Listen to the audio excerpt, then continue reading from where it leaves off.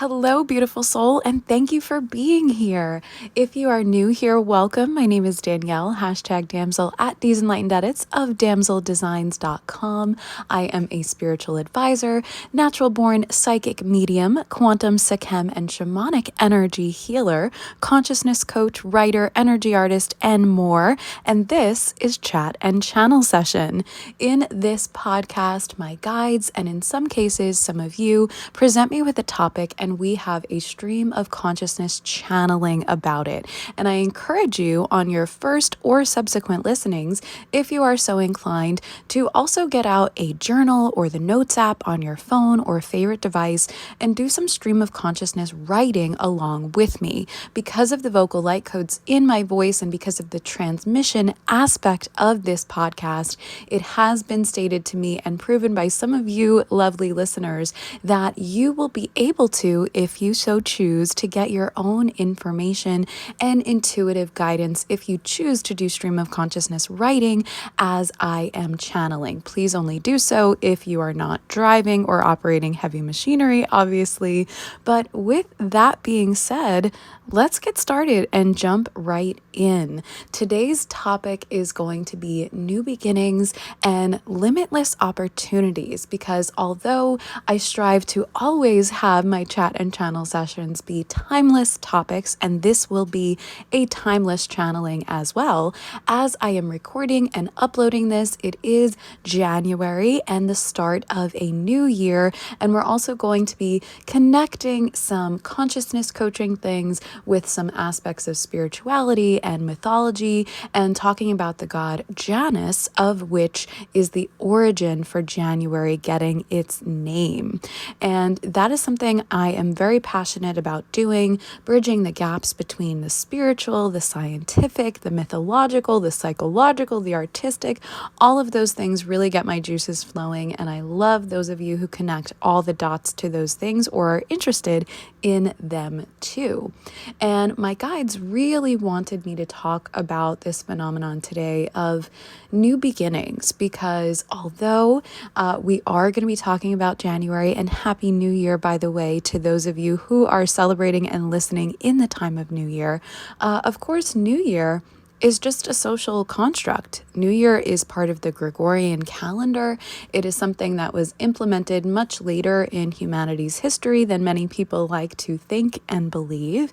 And although it is a transition, because we have made it so by creating this calendar and giving Janus's name to the month of January, etc., there are many different forms and celebrations of New Year throughout the traditions, throughout the pantheons, and throughout humanity. And what I want to encourage you in this topic, also being about limitless opportunities, is that there is always a chance for another new year, whether that be in the calendar year that you are experiencing or in your life personally. There are always opportunities for new beginnings, and opportunities are only limited if we make and believe them to be so, in my experience. So let's first talk about the fact that there are many different forms of New Year. So of course, the January 1st calendar New Year is the most popular one, but in late January, sometimes early February, we have another opportunity for New Year straight away with the Chinese astrological New Year or Lunar New Year. And then we have another opportunity for New Year with astrological or tropical astrological New Year when we come into the time of Aries in March, which is the first sign of the zodiac. So there we have another opportunity for New Year.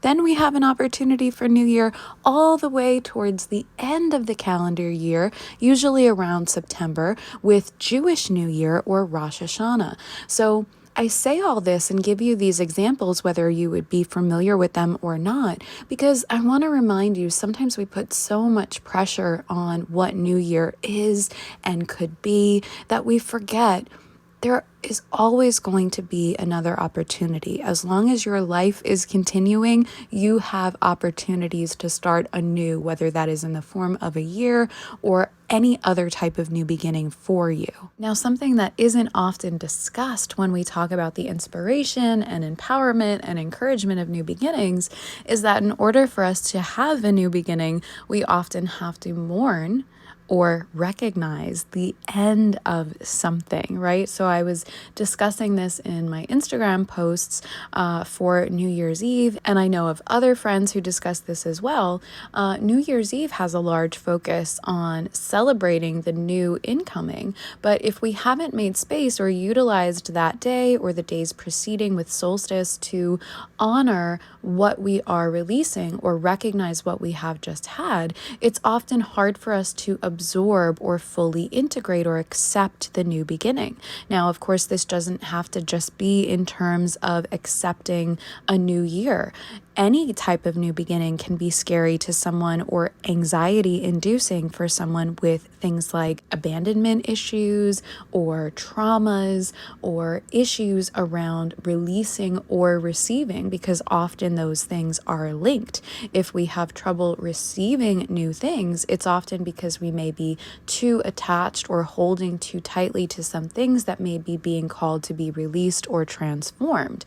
And so this is where our practices of energy healing and mindfulness all come into play so that we can fully recognize and release what we have outgrown, the year that we have outgrown, or the habits, tendencies, or relationships that we have outgrown, and step into the new and into that space of fertility, of planting and cultivating the seeds of the new and growing them and enjoying that new growth. Now, times like this and times of rebirth can be confusing for people because they are liminal spaces. They are times of transition. They are times of opportunity. But if we are so focused, or if we have not yet allowed ourselves to focus on what we are releasing or what is behind us, then it can be difficult to look forward with hope and optimism and positive intention. And sometimes we are so focused on looking forward that we can neglect to see that we may be looking forward through a limited lens. So something that my guides really wanted me to share is the fact that anytime you're doing something in urgency, that's not really based in spirituality. Urgency is earth-based. Urgency is anxiety-based. And yes, there may be times of emergency where urgency feels relevant and helpful, but those things don't leave room and space for the fact that energy and spirituality is timeless, that is outside the fields in space and time. So if you are getting guidance, or if you are moving forward with a manifestation or an energy working, and if you feel like there is urgency attached to that, then you are allowing that working or that intuitive hit of information to be influenced or tapped by limitation and by something of earthboundness or woundedness, because any guidance that you would get from a higher source is going to come to you from a place beyond space and time, from a place of all-knowing, from a place where anything is possible. And if we are looking at it that way, then we can see how much of our intuition is coming to us through this lens of limitation, through this lens of our own woundedness. Now, it's not to say that it's not important to take and utilize opportunities when they come. But if we are viewing opportunities as limited, if we are so attached, let's say, to needing to do things within a certain time frame, then we are not necessarily trusting higher power and the quantumness and the limitlessness of this universe. And we are anchoring ourselves to the 3D constructs that say that it has to or it should fall into this time frame, into this structured way of being. And of course, you can get positive results and success from that. However, it will be limited within the form of that structure. Whereas if you can find it within yourself to do the healing work on your lens and on your belief systems and step outside that form of structure, then any manifestation or magic or energy working, whatever you like to call it and resonate it as, that you can do from that space doesn't need to be done in urgency, doesn't need to be done on, let's say, a portal day or an angel number day or a New Year's day in order for it to work. Because so often in the spiritual communities, we confuse the honoring of these days and the ability to tap into the collective energy of these days with the fact of something needing to be done on those days or in those ways in order for it to be successful. And in my opinion and experience, you are and we are limitless beings, parts of source, creator, God, goddess, higher power, universe, whatever you like to call your higher power. We are part of all of that. We are a fractal of that. We are a point of consciousness of that. And the whole point of doing mindfulness work and energy healing and ascension practices, in my opinion, is so that we can raise our consciousness to the level of reconnecting with that highness, utilizing it, seeing how we are a creator or a co-creator of the reality that we are experiencing.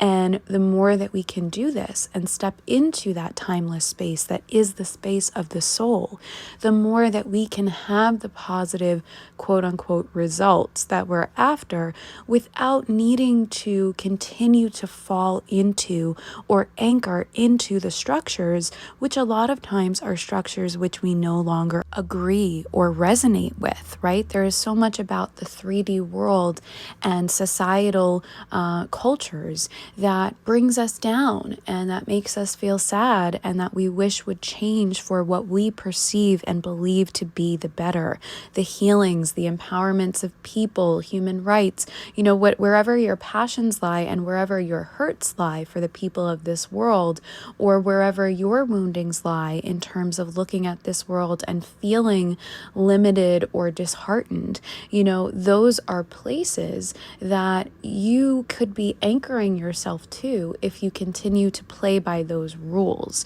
And this doesn't mean don't follow laws and don't respect others, but it means if you really and truly want to see something different, whether that is within the world or whether that is within your personal self and your world, in my opinion, you need to be willing to step into that space of doing something different, taking a sharp left turn, as my friend Shlomo Friedman likes to say, or, switching things up, repatterning, as my guides and I often like to call it, and seeing which ways are no longer working and which ways could better work for you.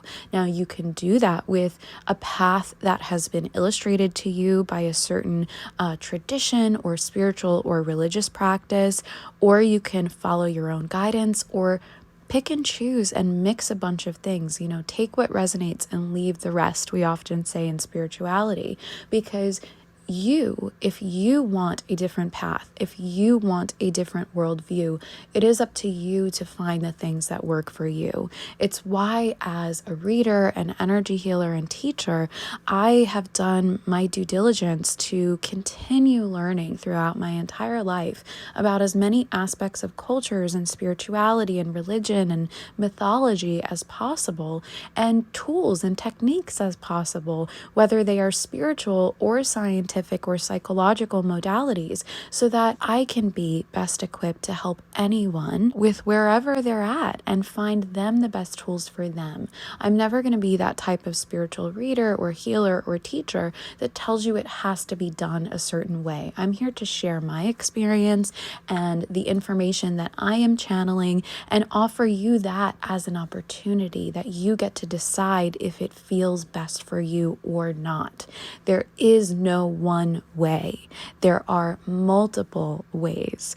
That is why I'm so passionate about the fact that there are different forms of deity that, in my opinion and view and experience, all link back to the one anyway. They're just presenting under different forms and names and ways of being based on what's needed by the people at particular times of resonance.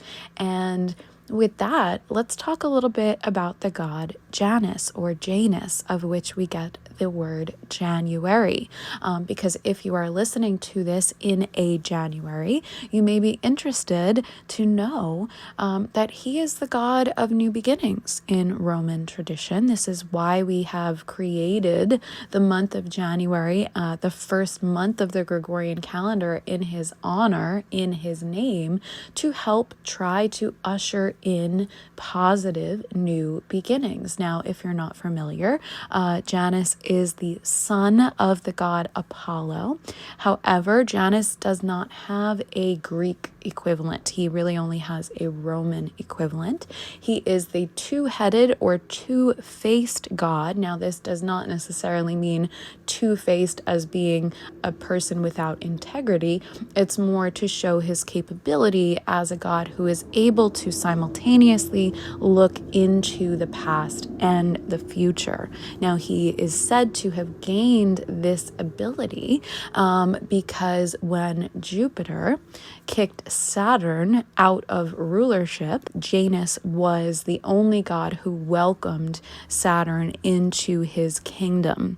And Saturn, who did still have power and is the ruler of time and karma, granted Janus this ability to have two faces, two heads, and to be able to look into the past or future to better usher in and be the yielder of the doorway towards new beginnings. This is also why in Roman tradition, temples assigned to Janus were said to have their doors closed in times of peace and open in times of war. Now, you may be drawn to work with the god Janus or not, but I find it helpful, whether we resonate with these different beings or not, to understand their associations. Because as we are moving through the world, if we are moving through a world that has signs and symbols dedicated to them, and if we are subscribing to that world, which is still holding their symbology and essence, we are assigning, whether it's conscious or unconscious, some of our energy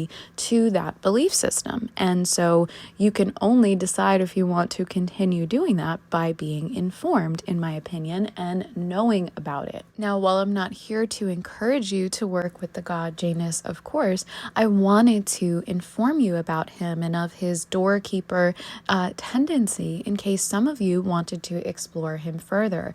And actually, I have a video, a short channeling that's going to be going up about doorways and going through doorways that was not channeled with Janus in mind, but that's going to be going up on my YouTube channel this month, because new beginnings are walking through doors. Doors are portals, and these can be physical doors or energetic doors. You know, in ending something and beginning something anew, we walk over and through that doorway. And this is something in shamanism I do quite a lot. Even in psychic medium work, you know, I started my career as mostly a spirit medium before getting into all of these other energy healing aspects publicly. And I open a door between those spirits and myself. And something that's been very helpful to me in my personal healing is also learning how and when to close that door, whether that is the door to spirit or, you know, clients' spirits, or not, because that's something we forget. We have the power to open and close doors if we use our intention and informed awareness to do so. And spiritual people forget sometimes that we have the right to use our boundaries and use our voice and our soul sovereignty to say whether a door is open or not. But in my opinion, often we need to have the informed ability to do so, or a type of energy practice or technique to do so. And I know that for myself as an empath or as a psychic medium and energy sensitive person, before I realized to have those boundaries and close some of those doors, or have them closed with the ability for spirit to knock before just coming into my space, I would feel so overwhelmed with energies and entities and spirits coming through. I was just bombarded all the time. And I know so many of you as clients can also feel that and not realize that you have the right to close doors as well as open them, and elicit a practice for yourself, or instill a practice for yourself where spirit has respect for you and your space, and perhaps leaves you alone in a bedroom space or during certain times of day. See which practices feel right for you if you are someone who is connected to spirit and energy inclined, and realize that we don't have to feel guilty about doing so. It's just the same as you would not leave your doors open constantly for anyone to walk in off the street. This is a spiritual respect and spiritual hygiene practice, in my opinion. And I wanted to put that in there because I had a lovely discussion with someone about it recently. And it's not something that's talked about enough, in my opinion. And it is something that does contribute positively to our health and our spiritual practice. It's why people often do things like create a circle before doing intentions or energy workings or manifestations, so that you're sure that you are instilling and allowing positive energies and the energies that you consent and agree to come into your space. With that being said, Spirit now would like me to jump into talking about how opportunity really and truly is timeless. We've discussed that for new beginnings, you walk through a door. You could perhaps do some kind of meditation of you walking through a door. That video that I have coming out later this month might be helpful for you to do that. But also in terms of manifesting or, utilizing opportunities, we discussed a little bit how urgency is linked to earthboundness. And so it's really so much more positive, in my opinion and experience, to go above that and then ground and bring down those intentions and manifestations and positive energies when you're creating something. But also, let's work on this ability to address our belief systems and heal our belief systems, because so often we look at these new opportunities or these holidays with an underlying emotion as if they are our only chance. And as we discussed, they do not have to be an only chance. You are not necessarily missing an opportunity that will never come back to you if you don't do something in a certain way or on a certain day. All of that is a societal construct and a collective belief system, and you can choose to opt out of that and also choose to go within and address your belief systems about where you feel that you may have missed out or were left out of something in the past, and heal those aspects of self or those aspects of wounded inner child so that you can step more into your limitlessness. If you are someone who is interested in doing that with spiritual support, you can visit my website, Damcl Designs, DAMCL Designs.com. And there is a link there to a form to contact me and apply for one of my energy healing or life and consciousness coaching containers. I build those on a custom soul-to-soul basis. I first want to talk to you and make sure we're a good fit to do such deep dive and rise works. And again, you will find that form linked on my website, or if you are viewing this on YouTube, in the description. You can also check out quantum and Akashic Records reading sessions with me if you would like a reading to get you the information so that you can do the energy healing works yourself. And on my website, by the way, you will also find energy art, digital download tools, enlightened merch, and more other ways that I use my gifts and offerings. So I would love to see you on my website and perhaps work with you as well. But however you are drawn to use this information, I am so glad that we have been spending this time together in this chat and channel session. I hope that it has brought up a lot of positive connotation and inspiration and information for you to look at your New Year's resolutions or your New Year's intentions or manifestations in a different way, to take some of the pressure off yourself. And maybe that looks like not necessarily setting intentions or resolutions in the time frame that you would normally set them, and first stepping back or stepping within and examining your energy to remove some of those limitations before you step into that new fertile ground space of planting. Remember also that we spoke about the different aspects and times of the year that also resonate as quote unquote new year. If you are in the Northern Hemisphere, New Year is often associated with winter time, and winter is a time strategically known for sterility and rest. The ground is often very hard and dense. It is difficult to plant in. So if you find it difficult to plant your seeds and intentions at this time of New Year, please don't get down and hard on yourself and think that there is something wrong with you. Perhaps go lighter in your practice of intention setting or goal setting or vision boarding or whatever you're called to do, and see if perhaps one of the other times of collective reset feel more resonant for you to work on your intentions. Many people choose to do that with Chinese or Lunar New Year, which is coming up, or as we come to the place of spring equinox or astrological new year that's more towards March. All of this is going to depend on how you resonate and how you resonate with time and timelines. Healing my relationship with time is something that was so important in my practice, especially as someone who also resonates as a starseed and who had a lot of negative connotation with third density and, certain aspects of karma or reality. And so I did a lot of that healing with Saturn work, actually, and with healing my relationship with time, which also incorporated some of my belief and connection with deities such as Lord Shiva or Mama Kali in Hindu tradition. As I think I mentioned, I'm someone who works with a lot of different traditions and pantheons, but please work with those that feel most resonant for you. And actually, if you are doing any of this work in January, it may be a better time for you to use that collective upswing to heal your personal relationship with Saturn or karma, as Saturn looks kindly upon January, since Janus, his namesake, was so kind to Saturn. And in January, we still have some of Capricorn season, which is ruled over by Saturn. And most probably you will be able to find Saturn transits somewhere in your chart as well.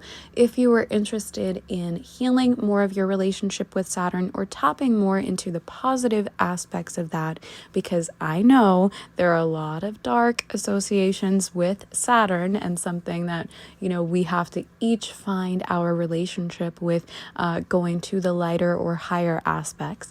I do have a digital download energy artwork tool on my website currently as well, on damcldesigns.com/products/starship Saturn, which is a digital download art piece and accompanying video that you can use if you wanted to work with banishment or manifestation and positive aspects of Saturn.